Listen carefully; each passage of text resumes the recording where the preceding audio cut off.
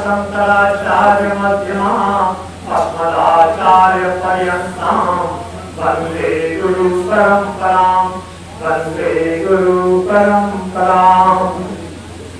आज की सत्संग सभा के परमाध्यक्ष स्वामी जी और मेरे छोटे भ्राता संचालक, दूर दराज से आए हुए सभी भक्तगण, भक्त स्वरूपा माताएं और सभी संतगण, सबके हृदय में विराजमान ईश्वर को मैं मान से साक्षात नमन करता हूँ, अभिवादन करता हूँ, अभिनंदन करता हूँ। भाई जो शास्त्र और जो बुजुर्ग कहते कहते चिल्ला रहे हैं कि देखो भाई माँ बाप की सेवा करो, तुमको भगवान की सेवा करने की जरूरत नहीं है। महिलाओं से, नई बहुओं से कहते हैं कि सास की सेवा करो, इससे बड़ी सेवा कोई है नहीं। लेकिन ये सेवा इसको कोई नहीं गौर करता है, इसको कोई नहीं गौर करता है। उसमें तो जो नई पाश्चात्य सभ्यता के जहाँ बहुएं, बेटियां, माताएं, पुरुष, भाई बहन सब इकट्ठे होकर के उस भूगोल नाच को देख रहे हैं, उसमें सबको अच्छा लग रहा है। बच्चों को पढ़ाई बिल्कुल छूट कर हो जा रही है।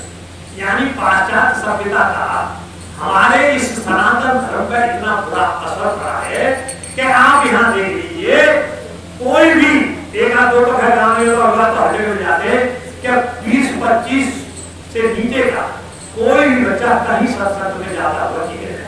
हाँ मिलेंगे वो जो गुटगुटियां जैसे छोटे छोटे बड़े बच्चे मिलेंगे वे केवल प्रसाद के लिए आते, उन्हें जैसे सुनने भी कोई नहीं होगा, लेकिन समझ आने की बात है कोई। अब प्रसंग की ओर देखो चलते हैं। अब यहाँ हम आते हैं सब परमात्मा की बात सुनने। तो देखो परमात्मा है कहाँ? तो एक श्रुति का वाक्य बोलते हैं, अमुष्ट मात्रम पुरुषो वयमात्मा सदा जनानाम हृदय सन्निविष्ट है। जैसे जोनी कहते हैं कि ये जो है परमात्मा हर हृदय में बैठा है, वास्तव में हृदय में बैठा है। तो फिर क्या है? तस्वाद शरीरात प्रभेद मुंजान इसी काम धैर्य में सशुक्रम ब्रह्मास्ति सशुक्रम ब्रह्मास्ति। यानी इसका तात्पर्य है, वेद इस बात को कहते हैं, शास्त्र इस बात को कहते हैं, महापुरुष इस बात को कहते हैं, और अनुभव भी इस बात को कहता है कि ये परमात्मा इस तरह हमारे हृदय में रहता है, हृदय के भीतर रहता है। तो अंगूठे के निशान भी बराबर है। चलो उसका परिणाम भी बता दिया, वैसे परिणाम नहीं परमात्मा का, लेकिन समझाने के लिए ये बता दिया कि वो अंगूठे के बराबर है, हृदय में रहता है। फिर इसे कैसे जाने?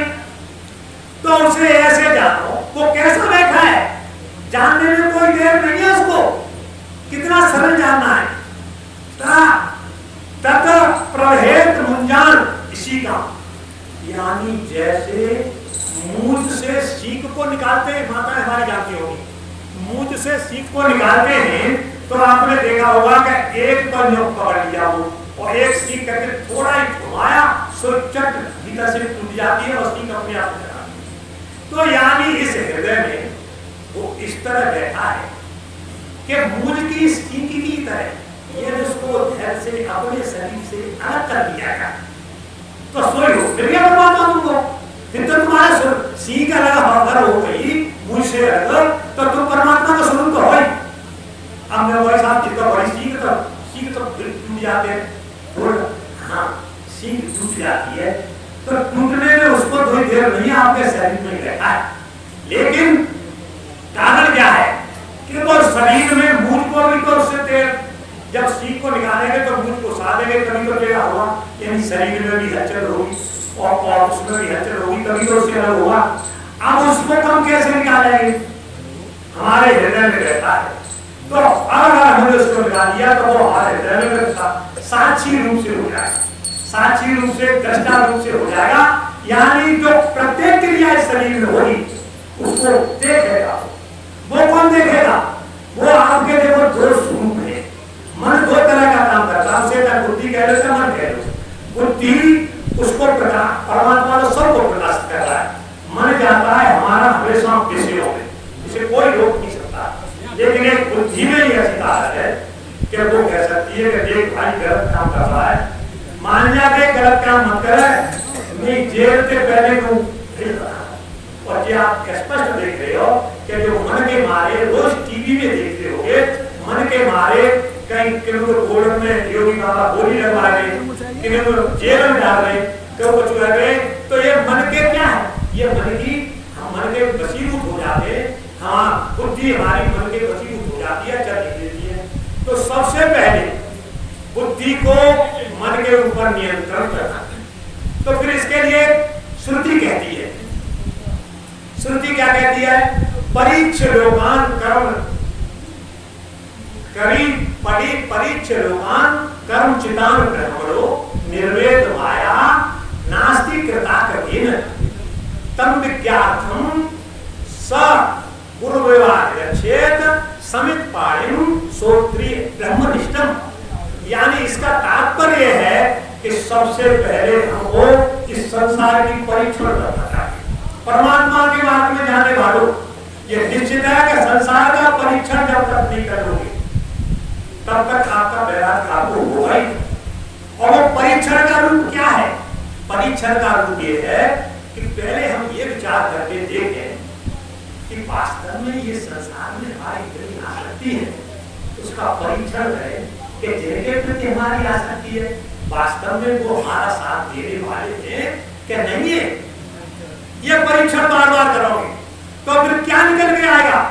देखो कठोपनिषद में अमराज ने क्या कहा है कि अनुपस्य यथा पूर्व प्रत्यस्य तथा परे सस्यामिव मरे मर्त्य पच्यन्ते सस्यामिव जायते पुनः।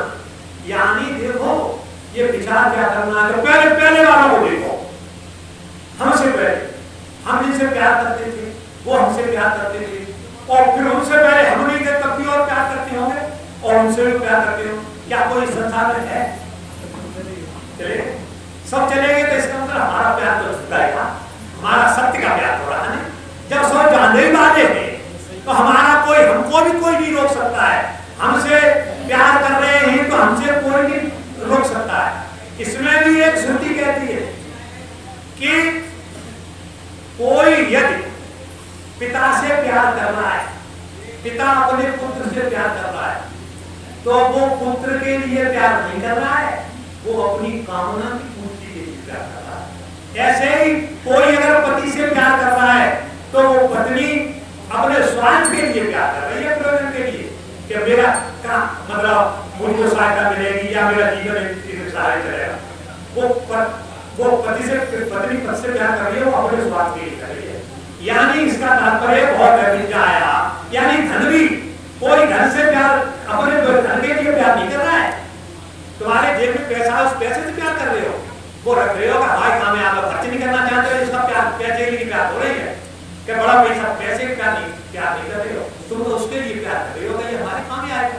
तो हम सदा के लिए काम के लिए प्यार करते हैं, अपनी कामना के लिए। इसका मतलब कोई किसी से प्यार नहीं करता है, तो ये झूठा प्यार रहा। अब झूठा प्यार रहा तो पहले आप ये देखो कि ये कहते हैं कि ये मनुष्य उसका तो पहले देखो फिर बाद में देखो। अरे देख के तुम्हें जय मिले हो, क्या मिलेगा कि हम जैसे अन्न खेत में भूजिया गेहूं भूजिया बड़े गेहूं बड़े हरे खुद लहरा रहे अन्न पक गए और पक गए, फिर गेहूं है गए और गेहूं फिर बह गए और फिर बुझाएंगे और फिर भी गेहूं हो जाएंगे। यानी इसी तरह ये मनुष्य अनाज की तरह है, उत्पन्न होता है, वृद्धि को प्राप्त होता है, फिर चरण को प्राप्त होता है और जाता है और फिर उत्पन्न हो जाता है। तो भाई ये उत्पन्न और मरने की और जन्मने की जब ये संसार में प्रणाली चल रही है तो इससे मोह क्या करना है? अरे वो तो जो समय पे आएगा प्रकृति के द्वारा बैठा हुआ है, प्रकृति के ही में जाएगा और जिससे हम राम करेंगे, जिससे आसक्ति करेंगे, वो हमारे दुख का कारण हो सकता है और कोई हमारे लिए सुख का कारण नहीं हो सकता है। हम ये जो सुख होते हैं ये मतलब विधि वैसे ही होते हैं। तो इतना अगर लोग का परीक्षण करिए, परीक्ष लोकान कर्म चितान, यानी बुद्धिमान मनुष्य है, विवेकमान लोग है जो लोगों की परीक्षा करे। अब ये लोगों की परीक्षा करने के बाद उसने ये मान लिया कि वास्तव में ये कोई फायदा नहीं करेगा, हमारा ये तो कोई नहीं है, तो ये निश्चित मान लिए कि फिर कौन है कि फिर तो परमात्मा को जोड़ लगाओ, वे हमारे साथ बताए जा जाए। शास्त्र भी ऐसा करते और हम अनुभव भी ऐसा करते। हम अनुभव कैसा करते कि परमात्मा का स्वरूप हम सब लोग बताते हैं कि सच्चिदानंद है। जितना आप आनंद में रहेंगे उतना ही उसका ध्यान रहेगा। आप जितना आपके लिए आनंद का उद्रेक हो रहा है वो आप ये मान लीजिए कि ये परमात्मा का ही प्रकाश है। चाहे आपका धन में हो, चाहे पुत्र में हो, चाहे कहीं हो, जो आपके आनंद का अनुभव हो रहा है, सुखी हो रहे हैं आप, तो वो आप ये मान के चलिए कि वो परमात्मा का ही प्रकाश, आनंद का प्रकाश है। जैसे आप किसी के लड़के की नौकरी लग जाए सरकारी, वो कितना प्रसन्न होगा, लेकिन वो प्रसन्नता आज है उतनी कल नहीं रहेगी, कल है उतनी परसों नहीं रहेगी, और महीने 2 महीने बाद वो तो फिर उस रियाज में आ जाएगी। और वो व्यसनो उस आनंद का परिणाम क्या होगा कि फिर उसकी शादी हो गई और उसने एक नया पैसा नौकरी का ही किया, तो वो जितनी उसकी नौकरी लगने में प्रसन्नता होगी उतना ही दुख होगा। ये क्या है? ये विचार की बात है। जब तक ये विचार नहीं करोगे, अनुपस्थित यथा पूर्वे, पहले की तरह देखो ना। अरे पहले ने क्या करा, खूब घुसवाए अंदर मरे तो रोए, सब रोते। राजा राजमहल को छोड़ के जाते, सब जाते हैं, गरीब मत जाता है और राजा भी आता है। जो एक भजन गाया महाराज जी ने, तो मेरा कहने का मतलब ये है कि विचार कीजिए और विचार करने के बाद उस परमात्मा को अपना एक स्वरूप मान करके और परमात्मा में ही आप जो है उसमें विलय हो जाएंगे और परमात्मा विलय हो जाएगा। वो जिसका होगा वो सुख रूप से रहेगा, उसे कोई किसी प्रकार का दुख नाम की चीज नहीं जाएगी, ठीक है ना। तो शंका ये जो मतलब ये परमात्मा का जो स्वरूप है, गीता में भगवान ने कहा है कि तम विद्या दुख संयोगम वियोगम योग समेता सनिश्चय युक्तव्यो योगन अनिर्वृण चेतसा। यानी कि उसका नाम क्या है? ऐसे योग का जो परमात्मा से जुड़ेगा, यो योग की परिभाषा कैसे मालूम पड़ेगा आपको कि परमात्मा जुड़ेगी? दुख तो आएगा, आपके संबंधी जो भी है उससे दुख आएगा। जैसे मान लीजिए कोई आपके साथ बैठा है, भले ही गुरु और शिष्य, अगर गुरु चले जाएंगे तो शिष्य को दुख होगा, शिष्य चला जाएगा तो गुरु को दुख होगा। यानी और तो और जो तो कुछ बात है जो आपसे जिससे आपका संबंध है वो जुड़ जाएगा। लेकिन तब विद्या दुख संयोगम वियोगम, यानी इसका तुरंत ही जो दुख आएगा उसका तुरंत वियोग हो जाएगा। ये यही योग है कि उसी भगवान में अगर जुड़ गया, आप अपनी ये परीक्षा कर लो तो भगवान की अंदर कृपा हो रही है, भगवान का नाम लेते रहो। ये दुख आपका अभी आया और आपके 2 घंटे बाद ही कम होने लगा, 4 घंटे बाद कम होने लगा, तो ये मान करो कि भगवान हमारी ऊपर कृपा पा। अगर हम दुख में इतने हो गए कि रोटी भी छोड़ दी, खाना भी छोड़ दिया और शरीर टूट गया और मरने को हो, मरेंगे कभी नहीं, फिर धीरे धीरे दुख कम होगा तो और जिंदा हो जाएंगे। ये दुख है तो आपका परमात्मा भरोसा नहीं है, अभी तो आप संसार में